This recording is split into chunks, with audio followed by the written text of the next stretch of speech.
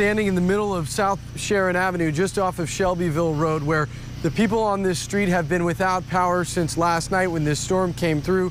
You can see behind me, there is a power line that is hanging in the middle of the road still, and unfortunately LG&E is telling us they may not be able to restore power here in St. Matthews for another 36 hours. Tree limbs littered across yards and sidewalks in St. Matthews, where thousands of LG&E customers remain without power. This home's roof was damaged when a tree fell on top of it.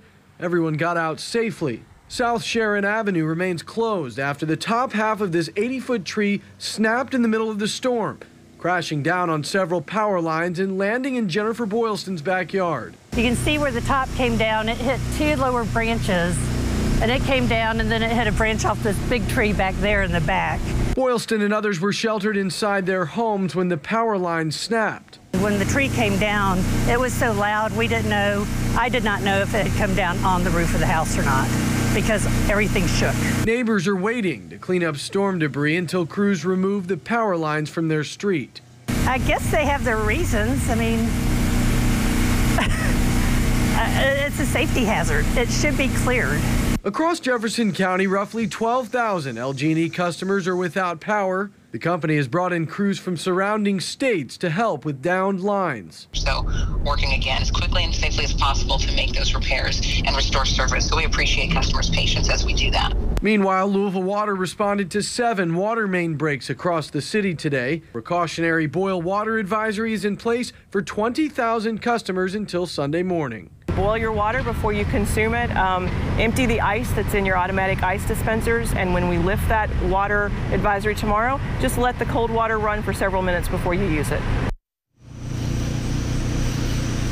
And there's a lot of overlap here in St. Matthews between water customers with that boil water advisory and LG&E customers without power. And remember again, LG&E saying that they may not be able to restore power for many of those 12,000 customers until Monday. Reporting live in St. Matthews, Kevin Traeger, WLKY News. You don't get this kind of tornado in July very often. A rare summer twister tears through southern Indiana, leaving the people who live there to pick up the pieces and, in some cases, rebuild. The tornado had a 6-mile path with a width of 250 yards at its widest points. We tagged along with the National Weather Service today as meteorologists surveyed the damage. This is so unusual. This may happen once in your lifetime. Even a weather expert like John Gordon is surprised an EF1 tornado hit southern Indiana Friday. Gordon is a meteorologist with the National Weather Service. He says there's no doubt these downed trees are the work of a tornado.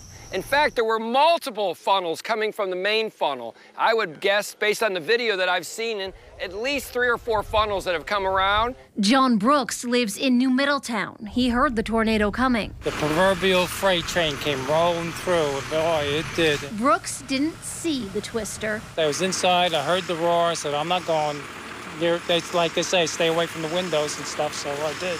But he can't miss the damage. A tree destroyed his garage. Severe damage to the garage, so it's going to have to be, a couple sections are going to have to be replaced. Already had someone come out and have a look at it. Throughout New Middletown, there are twisted and uprooted trees, barns and outbuildings with big holes or worse, and windows blown out of homes. Well, it's the classic stories of a tornado. Tornadoes don't usually pop up here this time of year.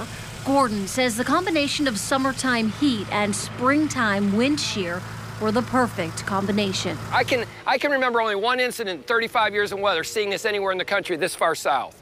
Very unusual. While Brooks and his neighbors have a lot of cleaning up to do, he says he's just glad it wasn't worse. It was just me and my 2 dogs at home, and we would just hunker down and everything's fine. It missed my truck, it missed my lawnmower, so I'm good. There were at least 20 houses and buildings damaged by the tornado. We're told winds were as high as 105 miles per hour.